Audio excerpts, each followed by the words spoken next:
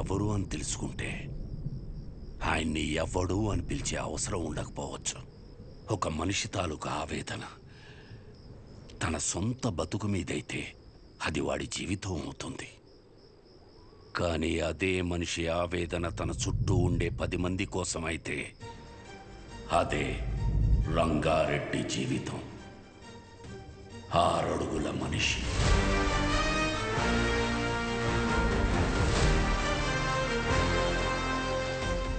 పదునైన చూపు. తప్పు చేస్తే ఎదుటోడు ఎంత తోడైనా సరే ఎదురెళ్లే మనిషి. 10 మంది బాగు కోసం బతికిన మనిషి. ఎవరికి ఏ చిన్న కష్టం వచ్చినా ప్రతి ఒక్కరి అడుగు రంగారెడ్డి ఇంటి వైపే ఉండేది. కానీ ఆ రోజు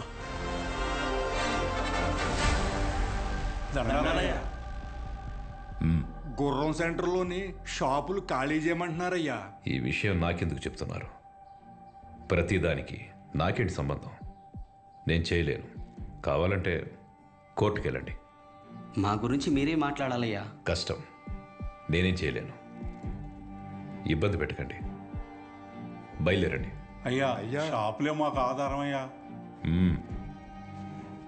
అయ్యగారిని నమ్ముకుని వచ్చాం కదరా. కోర్టుకి లెటర్ పెట్టుకోవాలా? ఇది మనకు తెలీదా? ఈ మాత్రం దానికి షాపులు కట్టేసి వచ్చాం. రంగా, అనుక్షణం నువ్వు వాళ్ళ గురించే ఆలోచిస్తావు. అలాంటిది వాళ్ళు తిట్టి పంపించేశావు. ఏమైంది నీకు? జనాలకు ఏదైనా సమస్య వచ్చినప్పుడు ఒకడండగా ఉన్నాడంటే వాళ్ళు పోరాటం మర్చిపోతారు. సమస్య వచ్చిన ప్రతిసారి వీడి వైపు చూస్తారు. జనాల కోసం ఒకడు బలంగా నిలబడితే అది బలం అవ్వదు, బలహీనత అవుద్ది. సమస్య వస్తే వాళ్ళు దానికి ఎదురెళ్ళాలి, కానీ ఒకడి కోసం ఎదురు చూడకూడదు. పద, బండితి. ఎక్కడికి? ఎమ్మెల్యేని పలకరించొద్దాం. రా. షాపులు మొత్తం ఖాళీ అవ్వడానికి ఒక 20 రోజులైనా పడుతుంది. షాపుకు లక్ష ఇచ్చి దండం పెట్టేయడమే. మీరు క్యాష్ రెడీ చేసుకోండి. ఎవర్రాది?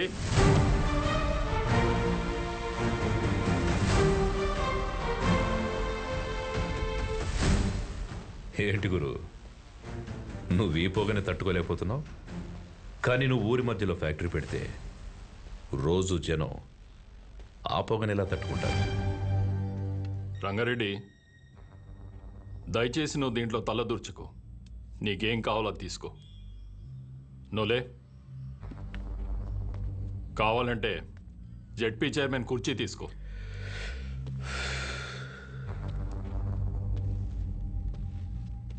నేను జనాల కష్టాలు మాట్లాడడానికి వచ్చాను.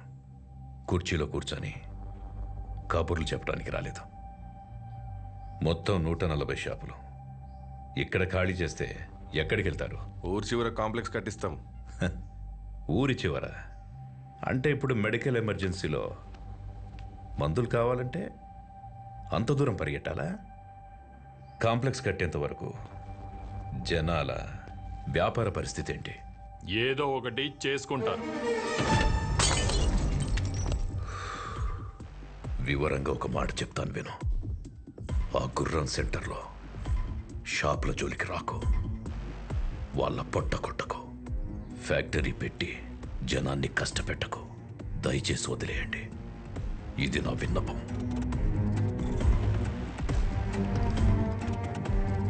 రంగారెడ్డి, నీకు కుర్చీ విలువ తెలియదు. సముద్రం ముందు కాళ్ళు పెట్టి సముద్రం నా కాళ్ళు పట్టుకుందని సంబరపడ్డావనుకో, ఒక పోటులా వచ్చి మొత్తం పట్టుకెళ్ళిపోద్ది. నేనేదో కాళ్ల బేరానికి వచ్చానని ముందడుగు వేసావనుకో, మొహమాటం లేకుండా చంపేస్తా. చూడు గురు, నాకు బెదిరించడం రాదు. బెదిరించడానికి రాలేదు. నిజం మాట్లాడా అంతే.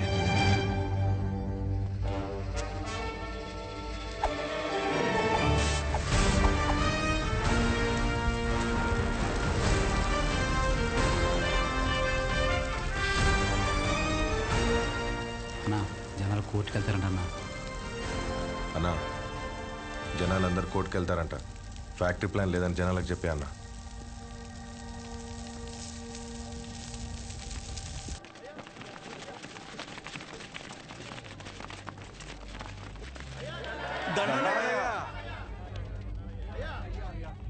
ఆహా. ఫ్యాక్టరీ వస్తే మన వాళ్ళందరికీ ఉద్యోగ అవకాశాలు వస్తాయనుకున్నానే కానీ పొల్యూషన్ పెరిగి ఊర్లో వాళ్ళందరూ అన్యాయం అయిపోతారని బాధేస్తుంది. అందుకని కష్టపడి మీకోసం ఆ ఫ్యాక్టరీ ప్లాన్ లేకుండా ప్రభుత్వంతో పోరాడి మరీ ఒప్పించాను. సంతోషమయ్యా.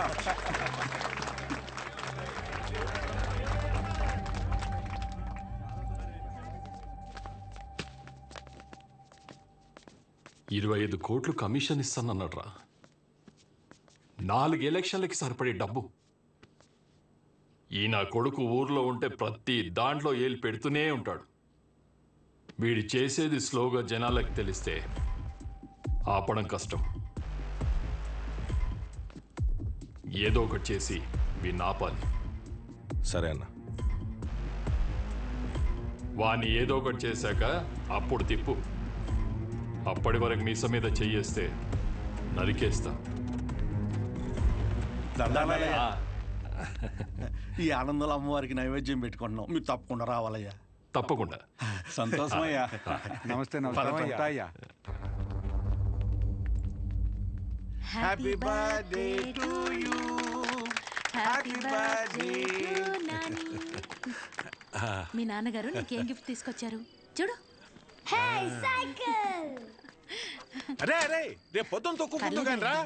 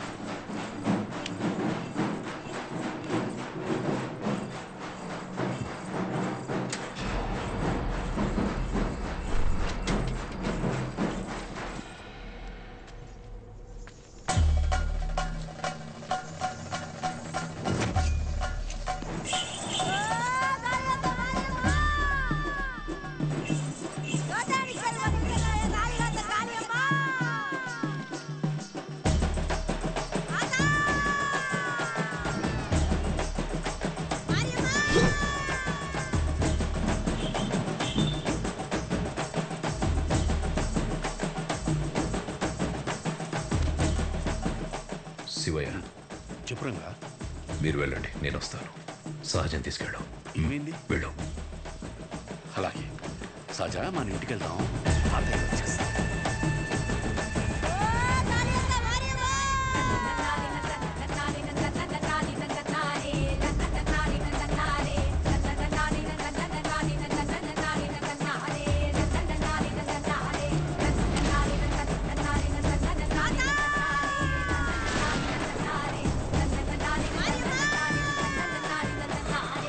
మోహమాట పడకండి, రండి.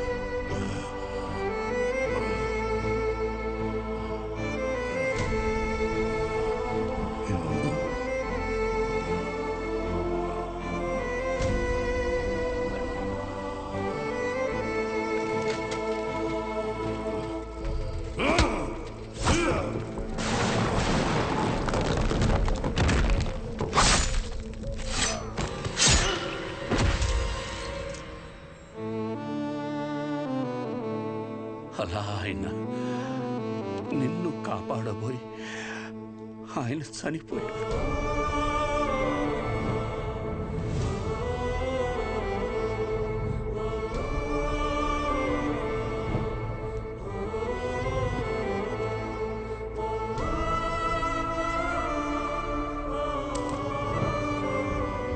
ఈ ఊరి జనాలు వాళ్ళ జీవితాల్లో వెలుగు నింపాలనుకున్న మనిషి అస్తమిస్తే అంతవరకు ఆయన చేసిన మంచినంతా మర్చిపోయి అతని చావుని మాత్రం రంగబలిగా గుర్తుపెట్టుకున్నారు. ముందు జరిగిన మంచినంతా మర్చిపోతాం, చివరిగా వచ్చిన నిందని చుట్టూ 10 మందికి చేరుస్తాం. ఇంతేనా మనం? రంగారెడ్డిని చంపిన మనిషిని ఎమ్మెల్యేని చేశారు. ఇప్పుడు ఆయన కొడుకును కూడా ఎమ్మెల్యేని చేశారు ఈ జనాలు. ఆయన వల్ల బతికిన వాళ్ళకు కూడా కనీసం ఆయన ఎలాంటి వాడో కూడా తెలియదు.